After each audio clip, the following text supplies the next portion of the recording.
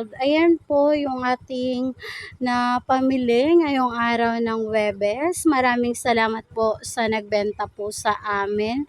So, ang kilo po natin ng bakal ay 10 pesos per kilo po.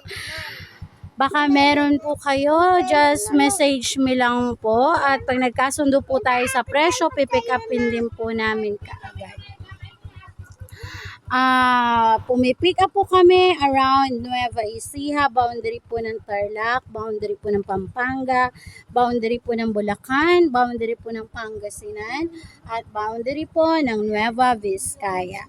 So sa ganitong drum po, ayan, ang kilo po natin dito sa plastic ay 3 pesos per kilo po. Kasama po nito mga lalagyanan ng pinggan, lalagyanan ng itlog, tapos yung nilalagyan po ng paper plate, ayan, yung mga galon po ng toyo, pati, suka, something like that.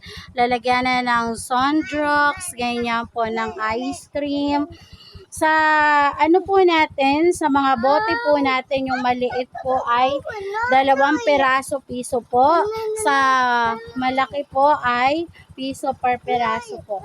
Ayan. So, pagka meron po kayo, just message me lang po. Tapos, sa mga ganitong galon, ayan, per kilo din po ang kuha natin. Ayan, 3 pesos per kilo po. Tapos, ayan po sa bintana, kabilang din po siya sa bakal. Ayan, 10 pesos per kilo po ang bilihan po natin. Sa yero po, ayun, ang bilihan po natin 5 pesos per kilo po. So, ayan, flex ko lang po. Pati po dito sa alambre, 5 pesos per kilo po. Message lang po kayo kung may papapick up po kayo at pag nagkasundo po tayo sa presyo, ayun, pipick upin din po namin kaagad. May minimum po kami na kilo sa pag-pick up po, 100 kilos pataas. Pero kung ang ibebenta nyo po ay along the way naman, ayun, tapos hindi umabot sa minimum, pwede po nating isabay. Ayun. Sa karton po natin, ang kilo po natin ay 3 pesos per kilo. Ganun din po sa mga papel. So, ayan po yung ating mga cartons. Tapos, ito po, binukod natin kasi in-order po yan sa atin ng Egg Depot. Yes. Tapos, dito po sa poso natin, ayan po, ang bilihan po natin dyan, per kilo lang din po, 10 pesos per kilo po. Dito po sa Quits, ayan, 3 pesos per kilo lang din po siya. Sa silang washing machine po, ayun, ang bilihan po natin 100 pesos sa single tub. At pagka sa twin tub, yung magkasama po yung dryer and washing, ayun, 180 pesos po. Ayan po yung mga egg tray na ganyan, binibili din po natin. Ayan, kabilang po yan siya sa waste, kaya piso per kilo lang po iyaan. Pati po yung mga basa na karton, ayun, binibili din po natin yon. Yung mouse trap, ayun, kabilang din po yan sa bakal, ayan yung mouse trap. Yung upuan na to, ayan, kabilang din siya sa bakal, pero less po yung kahoy dyan. Oh, ano? Bawal mag-cellphone.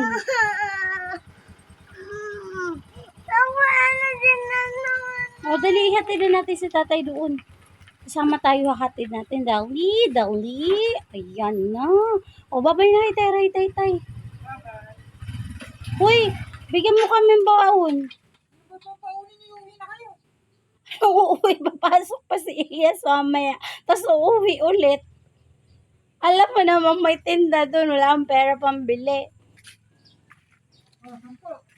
La! 10 na nga isang drinks. Ba't ko ita-drink? Oo, bibili tayo mamaya pag sumunod natin kay kuya. Meron doon ice cream, ice crumble, something ganon. Masagasa yung papi. So, ayan, naglabang person kasi maaraw today. Ayan. So, mamaya susunduin na namin si kuya. Bibili kaming juice. Bye, tuta. Bye-bye, Chacha. Agoy, yan sinampay ko. Nazagazaan na. Kalerki.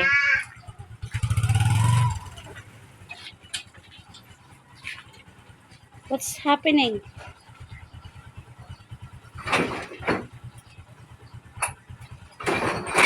Ayun yung mga bote. Iniingatan po kasi sa transportation, nababasag po sila. So, ayan. Bye-bye na kay Taray Tay Tay. Magdala tayo ito juice. Bibili tayong juice. Yes. Okay, let's go. Mas bibili kami ng juice. Gusto ni Gidi ng juice. Ay, may layo nanay. Ah,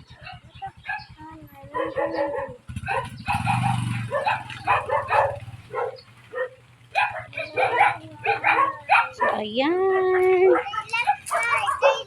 Sa my left.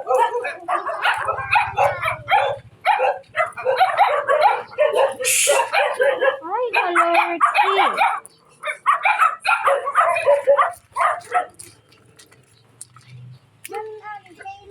Yeah, they're chasing us. Bad dogs. Malayo na yun. Dito na lang tayo kay Kuya Michael. Pabili po. Juice. Yung tinitimpla, tapos dalawang yellow po. Orange po. Dalawa? Dalawa pong, ay, isang juice lang, tapos dalawang yellow po. Tapos, isang quake. Ano kulay? Ito po, pink.